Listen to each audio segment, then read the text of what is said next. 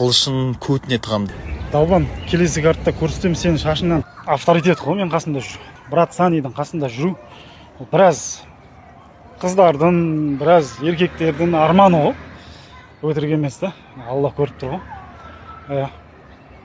Иә достар, төбелес арнасы сол баяғыдай қызыққа толы. Ақынай брат Санидің көтіне қылыш тығам деді, ал брат Сани болса кекіріп жүр.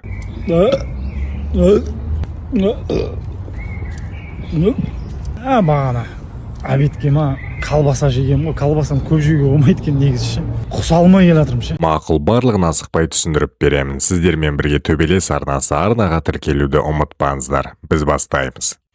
Ашылу қалайсыңдар, сағындыңдар ма мені? Мен де сағындым. Енді кеш кіріп атыр мен сториске, қол тимей атыр сәл кішкене. Жұмыс істеп атырмын да енді, ренжімеңдер. Ұзын сөздің қысқасы, мына құлаққа кіріп, мына құлақтан шығып бір слухтар келіп атыр, короче. Осы жақында бір қан төгіс төбелес болады дей ма? В общем, сондай бір нәрсе болайын деп атыр. Менің слухым бойынша, менің естуім бойынша деймін да. Біздің сестренка Сани что-то там инстасында гурабой істетіп отыр ғой. Ау, мау, сиыр, бұзау, келесі карттама, не дема, сындырам деп ше. Мен шынымды айтайыншы, осы уақытқа дейін бойларыма вообще дайындалмай шыққам ше. Ал осы бойға мен серьезно дайындалып жатырмын қазір ше. В общем, солай ойларыңа келмесін да, ойларыңа. Сен алдыңғы бойдан Себастьян болып кеткеніңді ұмытпасайшы. Бауырым, қаражам. Сен қай жақта келсең де мен сені күтіп аламын ғой. Енді келесі жағдайда бізде не болып жатса алдымызда, карт болсын, реалити болсын, не болып жатса да, именно сол вдруг болып қалған жағдайда, сен ишак вдруг болып қалсаң, сен по-любому мен шасың. Потому что сен қашып. Біраз адамдар жазып отыр ғой, что там келесі алпарылыс, қопарылыс, төбелес, періс қашан болады, қашан Сани мен шығасың, анау, мынау. Енді слухтар алдамаса, жақын арада сендердің корейский самурайларыңның қылышын көтіне тығам деген ниет болып тұр. А дальше больше өзі көреміз.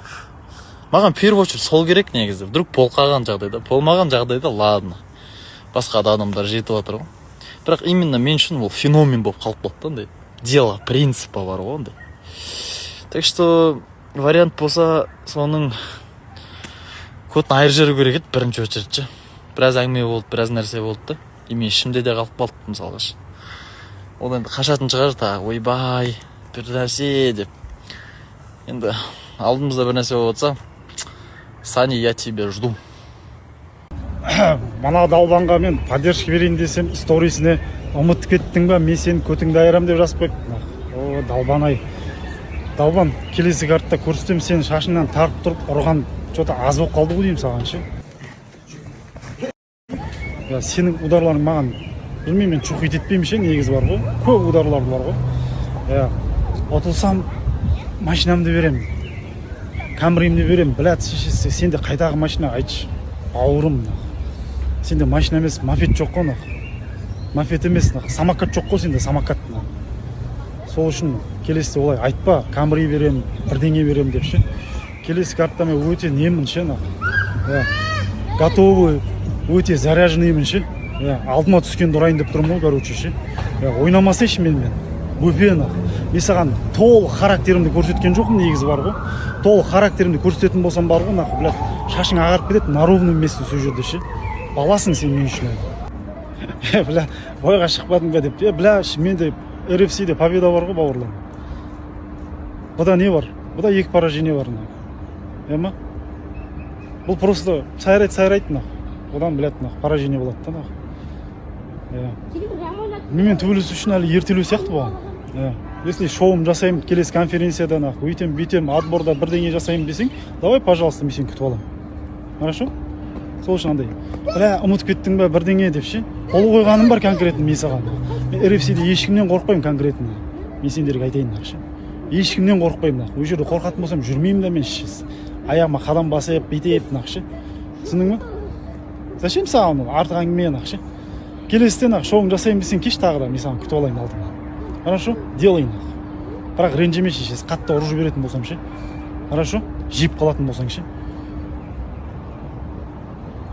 Оған қоса мына сақалды жігіт күніне 5000 теңге алып жүретін мобилографты іздеп жүр екен. Брат Сани осы жайлы бір-екі сөз айтқан, бірге тыңдайық. Маған мобилограф керек.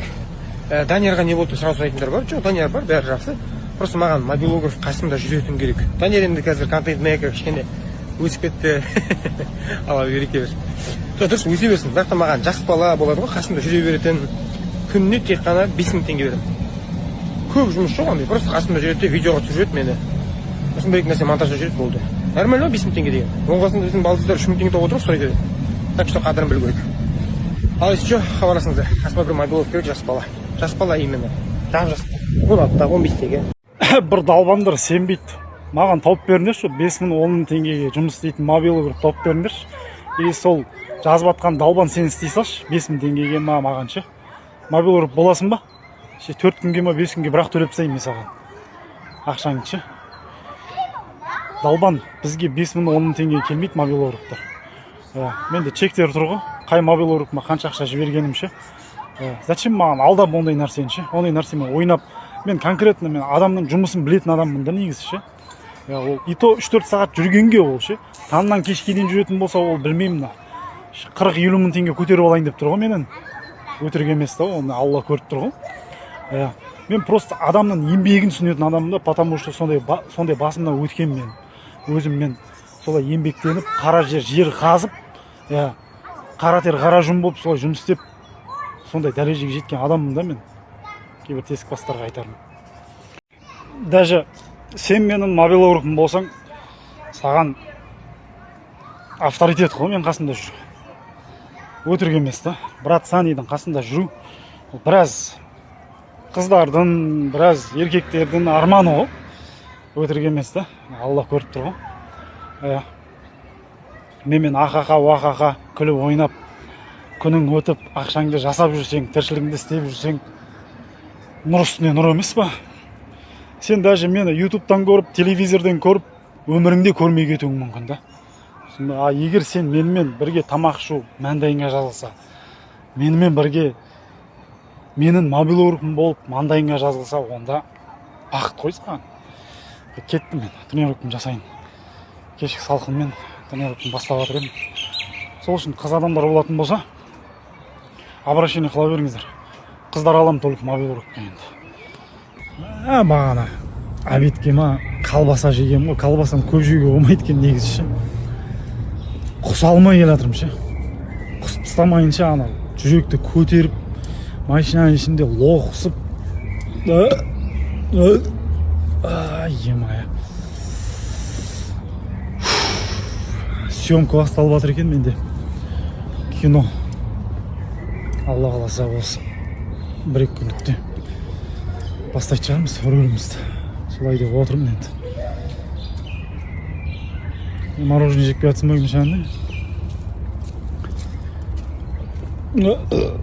Ой-емай. Сарағаш. Бір андай ащы бірдеңе жеу керек па? Сол сары